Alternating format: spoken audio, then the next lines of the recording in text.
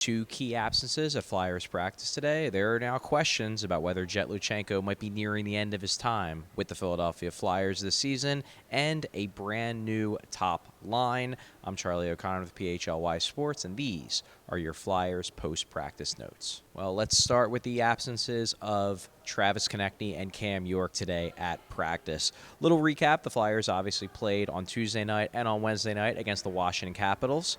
Back-to-back. They were off on Thursday, so today was their first day back on the ice, and they were missing their top-line right winger, highest-paid player, and their highest minutes defenseman in Cam York. So let's start with Konecny. Now, my guess is that this Konecny issue isn't necessarily a new one. The last two games, the media has requested Travis Konecny after games, and the media has been told that he's been undergoing treatment, so he wasn't available. That tends to hint that a guy's dealing with an issue. Maybe not a super serious issue, but something that at least involves the trainers having to work with him after the game.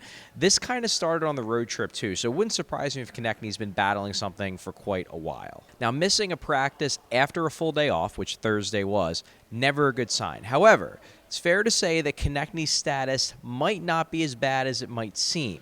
Number one, we asked John Tortorella after practice for an update. He called Konecny day-to-day. Not great, not the worst. Also, there's the simple fact that Konecny's spot in the lineup was held by placeholders, by guys like Bobby Brink and Jett Luchanko, two guys who you don't expect to be in the lineup tomorrow against the Minnesota Wild. Usually in practice, if there are placeholders in a guy's spot, that means there's at least hope, if not an expectation, that he's going to play. So Konecny misses practice, not a good sign, certainly implies that he's a bit banged up, but he very well could still be in the lineup this weekend. As for Cam York, that's a little bit more concerning. So going back to Wednesday, with about 3 minutes left in Wednesday's game against the Capitals in D.C., York took a hit face first into the boards from Capitals forward Nick Dowd. Came up a little groggy, a little slow, didn't see another shift the rest of the game. Now, it was the end of the game, so you weren't sure if that was just the fact that his time didn't come up. He didn't get called. But the fact that he's not on the ice today, definitely not a great sign, especially, again, after the fact that Thursday was a full day off. Also concerning was the update, or lack thereof, that we received from John Tortorella today when asked about Cam York. Torts just said, "I don't know," when asked about York's status. Not a positive one, especially in comparison to the day-to-day tag that he gave Travis Konecny. If Cam York misses time, it's a huge loss for the Philadelphia Flyers. He's actually led the entire defense, the entire team, in minutes per game, nearly 23 a night. And at least to my eyes, he's been the Flyers' most impressive defenseman thus far. Seems like he might be on the verge of taking another step. Now, hopefully, if he misses time, it's not that much.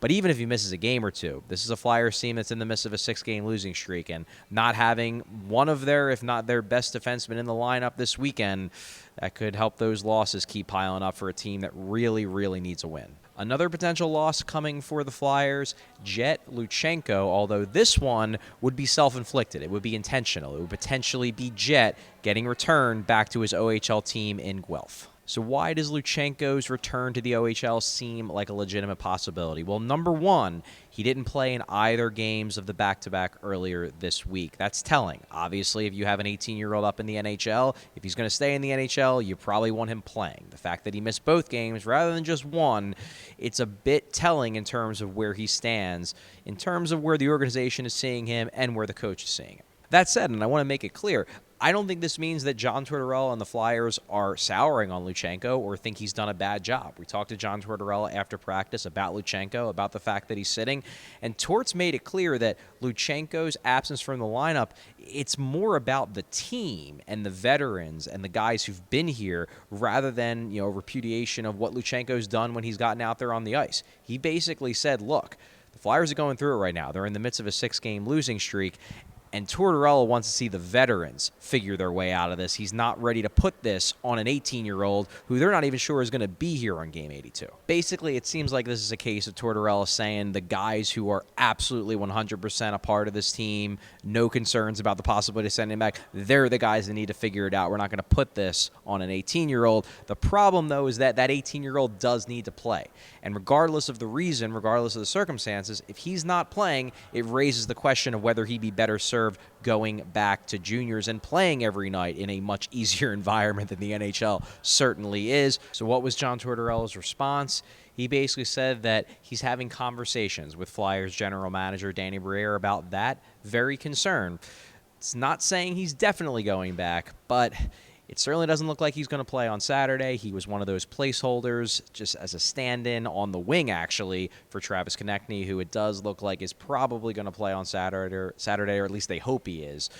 So if Jett Luchanko is missing 3 straight games, they play again Sunday, you wonder if this could be the end of Jett Luchanko's time in the NHL, which has been very impressive. He definitely has exceeded expectations, particularly for how young he is. He played some tough minutes against some really good players, Connor McDavid especially. So Luchanko would be going back to juniors, being able to feel real good about his play in the NHL, but he would still be going back to juniors. Finally, assuming that Travis Konecny can indeed play on Saturday. Not a certainty. He is day-to-day. But again, it does appear that they were saving a spot for him on that top line. It appears the Flyers will have another new top line. This was a line that looked very strong in the second half of Wednesday's game. It's Travis Konecny on the left wing now, with Matvei Michkov on the right and Sean Couturier in the middle. Now, the Flyers did use a variation of this line early in the season, but it was Konecny on the right side and Michkov on the left side. And when we asked John Tortorella on the road trip why they were using Michkov, a natural right winger, on the left side, Tortorella basically said Konecny, they don't want to move him off the right. They think he's a pure right winger. Well, today I asked John Tortorella why is he open now to the idea of Konecny on the left side, and Tortorella basically said, well, I'm putting him there because I tried it in the game and it showed me something. He likes the chemistry between Konecny and Michkov. He thinks Michkov right now is more comfortable on the right side. Maybe sometime down the road he could move back to left, but right now, wants Michkov on the right. So the only way to get them on a line together right now is to have Konecny playing his unnatural left wing position. He's played it before, so I think he certainly can do it. He might not want to do it, but for the good of the team, I'm sure Travis Konecny will be willing to play left wing as the Flyers continue to try to end this losing streak, which reached 6 games on Wednesday. On Saturday, they'll try to break it against the Minnesota Wild. Thanks for watching. Thanks for listening.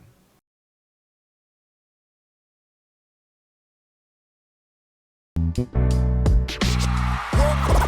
all silly like the mayor.